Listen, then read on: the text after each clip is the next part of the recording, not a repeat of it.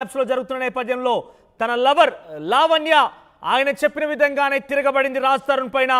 Prasad labs బయట లావణ్య నిరసన చేసింది. ప్రసాద్ ల్యాబ్స్ లో రాజ్ తరుణ్ సినిమా ప్రమోషన్ జరుగుతోంది.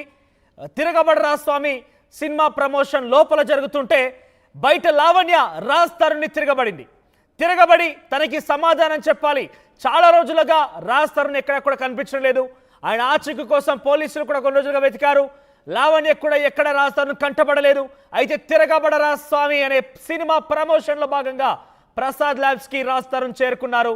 లావణ్య అక్కడికి వచ్చి రాజ్ తరుణ్ కి తిరగబడింది. రాజ్ తరుణ్ ని కలవాలని లావణ్య ప్రయత్నం చేసింది. కానీ ల్యాబ్స్ లో ప్రివ్యూ థియేటర్లోకి వెళ్లకుండా అడ్డుకున్నారు పోలీసులు. నా రాజ్తో నేను మాట్లాడాలి, నా భర్తతో మాల్వి ఎందుకు ఉంటానో చెప్పాలి, మొగుడితో సంసారం చేసినట్టు రాజ్తో మాల్వి కలిసి ఎలా ఉంటుందంటూ కూడా లావణ్య మెన్షన్ చేస్తూ మీడియాతో మాట్లాడింది. కానీ పోలీసులు తనను లోపలికి వెళ్లకుండా అడ్డుకున్నారు.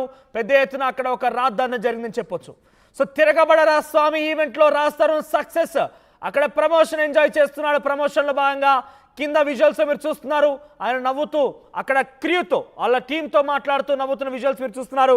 పక్కనే మాల్వి కూడా ఉంది. ఎస్, ఈ సినిమానే బీజం వేసింది.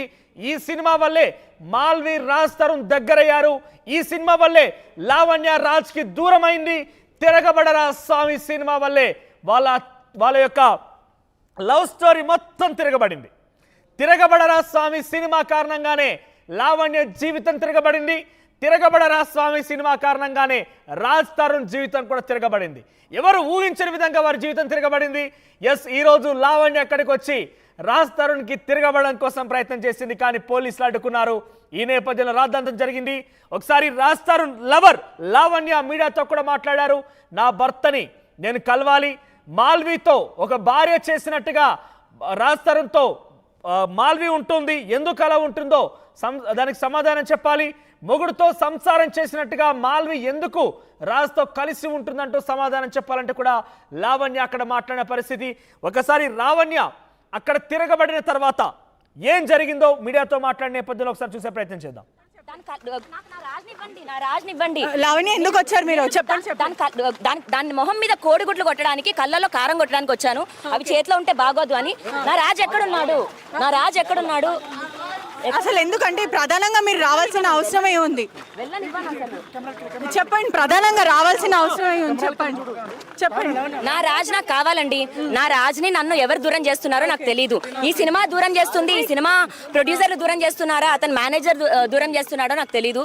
రాజ్ తరుణ్ ఇప్పుడు ఈ రోజు ఇక్కడ నుంచి ఎలా వెళ్తాడు సమాధానం చెప్పకుండా 10 సంవత్సరాలు ఉండి వదిలేసుకొచ్చుకుంటూ బ్యాగ్ గేట్ ఎక్కడుంది? బ్యాగ్ గేట్ నన్ను కలవనివ్వండి, నన్ను చూడనివ్వండి. మీరు వెళ్ళండి. ఏమీ చేయట్లేదు మేడం, మీరు అర్థం చేసుకోవాలి. నా మనిషి మాట్లాడనివ్వండి, చూడనివ్వండి, సమాధానం అడుగుతాను. నన్ను ఎలా మోసం చేస్తాడు, ఎలా వదిలేస్తాడు? 10 సంవత్సరాలు ఉన్న మనిషిని నేను 15 ఏళ్ల నుంచి. అంటే సార్ మీకు ముందే పర్మిషన్ చెప్పారా బందోబస్తుకి? పర్మిషన్ తీసుకున్నారు అన్నమాట. ఓకే, అంటే తను ఇప్పుడు ఎక్కడికి వెళ్తుంది? అంటే లావణ్య నేను ఎవరు అడ్డుకుంటున్నారో చెప్పండి. నన్ను ఇప్పుడు మీరు అందరూ కూడా దయచేసి రాజ్ తరుణ్ అక్కడ నుంచో పెట్టండి, మా ఇద్దరిని మాట్లాడుకోనివ్వండి ఒక నిమిషం. మరి 10 సంవత్సరాలు ఉన్న మనిషి ఒకసారిగా నన్ను మాట్లాడనివ్వకుండా, చూడనివ్వకుండా చేస్తున్నారు. నేను ఎలా బతకను? అతను ఎవరు చూడనీయకుండా చేస్తున్నారు? అందరూ అండి. మరి తనకు సపోర్ట్ చేసే వాళ్ళు అందరూ అవ్వచ్చు, ఎవరైనా అవ్వచ్చు. లేదండి, ఫోన్ అన్ని ఆఫ్, కలవలేదు. అంటే డిపార్ట్మెంట్ సహకరిస్తుంది అంటున్నారు. మీకు పెళ్ళైంది కదా, మీ భర్త మిమ్మల్ని వదిలేస్తే ఏంటి? నా భర్త నన్ను వదిలేశాడు. నాకు నా భర్త కావాలి. అన్ని అయ్యాయండి, 10 ఏళ్ళు ఉన్నామండి. అదే చెప్పండి. లావణ్య పెళ్ళి అంటున్నారు, ప్రూఫ్స్ ఏ ఉన్నాయి? మీకు పెళ్ళైంది అన్ని ప్రూఫ్స్ ఏ ఉన్నాయి లావణ్య చెప్పండి. అంటే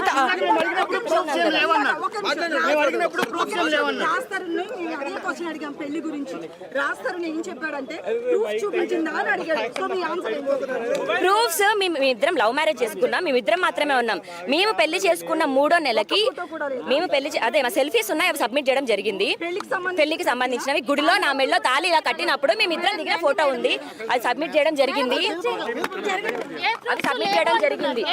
10 ఏళ్ళు నాతో ఉన్నాడు, అదే పెద్ద ప్రూఫ్ అండి. తన ఇంట్లో అన్ని ఉన్నాయి, చేసేసామండి, అన్ని సబ్మిట్ చేసాము, అన్ని చేసాము. కేసు అయింది, ఎఫ్ఐఆర్ అయిందండి.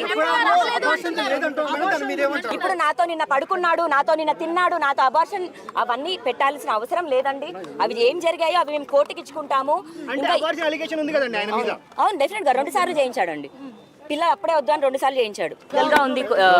లీగల్ గా ఉంది ఆల్రెడీ కేసు స్టేషన్ లో నడుస్తుంది కదా, కోర్టులో నడుస్తుంది కదా, మేము అక్కడే చేసుకుంటాము. ఇప్పుడు అతను మాల్వి మల్హోత్రాతో ఏం చేస్తున్నాడు అన్నదే నేను ప్రూవ్ చేయాలనుకుంటున్నాను.